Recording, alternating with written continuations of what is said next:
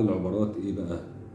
لم ارتكب ذنبا ضد الناس، لم اضلل الرعية، لم ارتكب اسما في دار الحق، ما قسوت على فقير، ما حرضت عبدا على سيده، ما امرضت انسانا وما ابكيت انسانا، لم اقتل ولم امر بقتل، لم آت اللواط، لم أطفف الكيل ولا الميزان.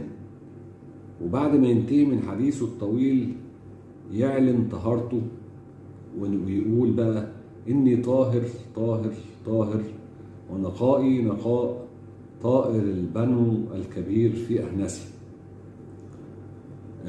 فسبحان الله نشوف إن القيم العليا في أغلب الأديان وفي أغلب الحضارات الراقية